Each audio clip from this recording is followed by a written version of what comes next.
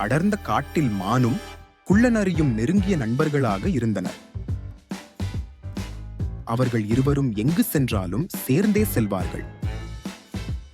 ஒரு நாள் அவர்கள் இருவரும் உணவு தேடி அங்கேயும் இங்கேயும் அலைந்து கொண்டே இருந்தார்கள்.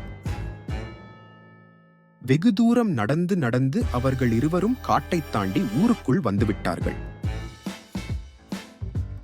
அப்போது அங்கே அழகிய பசுமையான வயல்களைக் கண்டு சந்தோஷமடைந்தார்கள். அந்த வயல்ல நிறைய நண்டுகள் இருந்தது. அப்போது அந்த குள்ளநரி மானிடம் சொன்னது, நண்பா, நீ சென்று புல்மேய ஆரம்பி, நான் நண்டுகளை பிடிக்க செல்கிறேன் என்றது. இருவரும் தனித்தனியாக சென்றார்கள்.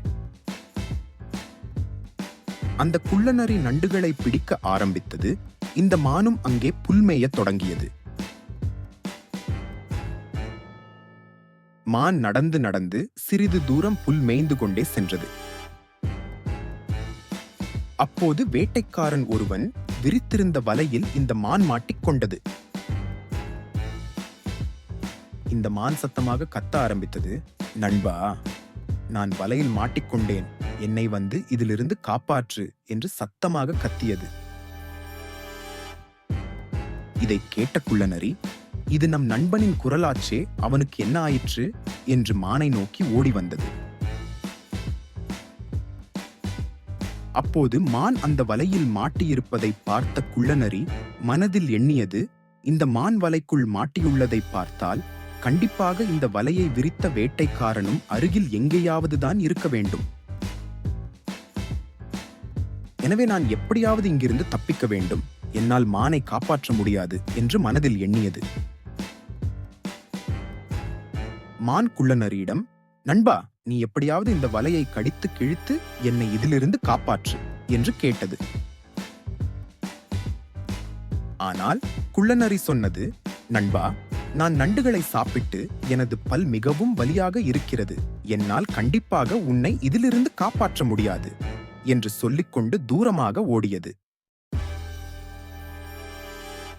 இதை பார்த்த மான் மிகவும் அதிர்ச்சியடைந்தது. இப்படிப்பட்ட ஒருவனையா நான் நெருங்கிய நண்பன் என்று எண்ணிக்கொண்டிருந்தேன். என்னை இப்படி ஏமாற்றி விட்டானே. ஆபத்திலிருந்து கூட அவனால் என்னை காப்பாற்ற முடியவில்லை என்று எண்ணி வருந்தியது. மான் வேட்டைக்காரன் வருவதை பார்த்து மனதில் எண்ணியது, கண்டிப்பாக இந்த வேட்டைக்காரன் என்னை கொன்றுவிடப் போகிறான் என்று பயந்தது. எப்படியாவது இதிலிருந்து தப்பிக்க வேண்டும் என்று மான் எண்ணியது. எனவே வலையில் இருந்த மான் செத்தது போல் நடித்தது. வேட்டைக்காரன் கையில் கம்பை எடுத்துக்கொண்டு வந்தான். அருகில் வந்தபோது மான் கிடப்பதை பார்த்து அவன் எண்ணினான், இந்த மான் செத்துவிட்டது, அதனால் இனி இதை கொல்ல வேண்டிய அவசியமில்லை என்று சொல்லி கையில் இருந்த தடியை கீழே போட்டான். தடியை போட்டுக்கொண்டு வலையை எடுத்தான். வலையை எடுத்தவுடனே மான் அங்கிருந்து தப்பித்து ஓடியது.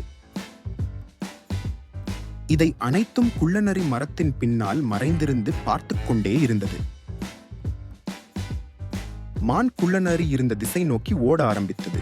இந்த வேட்டைக்காரனும் மானை பின்னால் விரட்டிக் கொண்டே வந்தான். சிறிது தூரம் ஓடிய பின் வேட்டைக்காரன் கையில் இருந்த தடியை இந்த மானை நோக்கி வீசினான்.